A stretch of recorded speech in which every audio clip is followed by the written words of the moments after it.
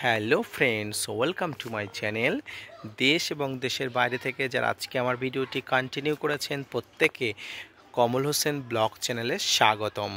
তো ফ্রেন্ডস, আজকে আমি আলোচনা করব সম্পূর্ণ ঘরোয়া পদ্ধতিতে গাছের সমস্ত ফাঙ্গাস এবং সমস্ত কীটপতঙ্গ দূর করতে পারবেন সম্পূর্ণ জৈবিকভাবে। যদি আপনি এই কীটপতঙ্গ এবং ফাঙ্গাস দূর করার উপকরণটি আপনারা তৈরি করেন, তাহলে আপনার ছাদ বাগানে একটা গাছেও কোনোভাবে ফাঙ্গাস বা কীটপতঙ্গ থাকবে না। আজকের ভিডিও থেকে আপনারা এই তথ্যটি জানতে পারবেন, তাই ভিডিওটি না স্কিপ করে আপনারা কন্টিনিউ করবেন। তাহলে ছাদ বাগানে এই ঘরোয়া উপায়ে জৈবিক কীটনাশক এবং ফাঙ্গিসাইড তৈরির পদ্ধতি আপনারা বুঝতে পারবেন। আপনারা দেখছেন আপনাদের প্রিয় ইউটিউব চ্যানেল কমল হোসেন ব্লগ।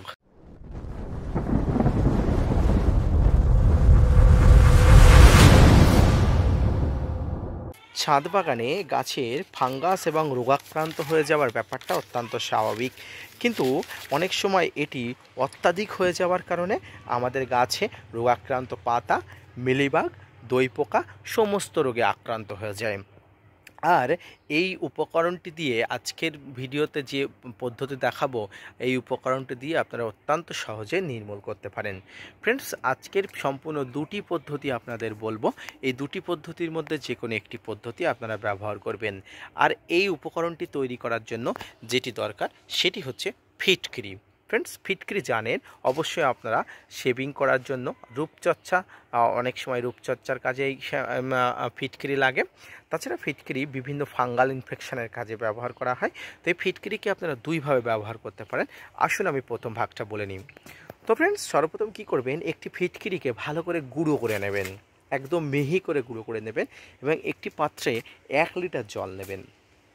এবারে এই জলের মধ্যে আপনারা 1 চামচ শ্যাম্পু দিয়ে দেবেন এবং এই শ্যাম্পুটা ভালো করে গুলে নেবেন। এর সঙ্গে এই মিশ্রণটিকে আরও ভালো শক্তিশালী করার জন্য এই মিশ্রণের মধ্যে কিছু হলুদ মিশিয়ে নেবেন। এবারে অনেকের প্রশ্ন থাকতে পারে যে এই মিশ্রণটি সংরক্ষণ করা যাবে কিনা। তাদের বলি, এই মিশ্রণের সঙ্গে যদি আপনারা লেবু বা ভিনিগার মেশাতে পারেন, তাহলে 7 থেকে 10 দিন আপনারা সংরক্ষণ করতে পারবেন।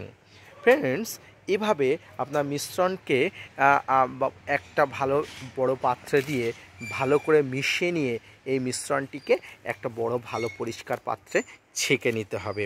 এবং এই যে মিশ্রণটি আপনারা ছাঁকনের পরে যে মিশ্রণটি পেলেন, এই মিশ্রণটি আপনারা সরাসরি ব্যবহার করবেন না। এর সঙ্গে আপনারা সমপরিমাণ জল দেবেন। এরপরে 4 থেকে 5 ঘন্টা আবার একটা জায়গায় রাখবেন। তারপরে আপনারা আপনার গাছ স্প্রে করতে পারেন, গাছের গোড়াতে, গাছের পাতাতে স্প্রে করতে পারেন। এইভাবে আপনারা গাছের সমস্ত রোগাক্রান্ত পাতা, রোগাক্রান্ত গাছ, রোগাক্রান্ত সমস্ত ডালপালা থেকে জাপ পোকা, মিলিবাগ, বিভিন্ন ধরনের কীটপতঙ্গ, পিঁপড়া সমস্ত আক্রমণ থেকে দূর করতে পারেন।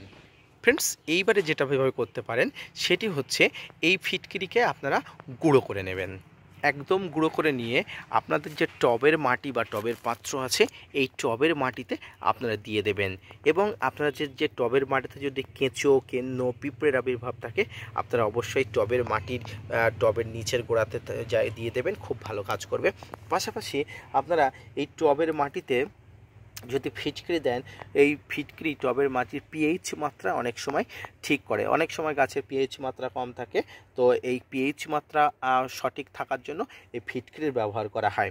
এছাড়াও টবের মাটিতে কেঁচো, কেন্ন, শামুকের যত্রতত্র উৎপাতের জন্য এই ফিটকিরিকে ব্যবহার করা হয়।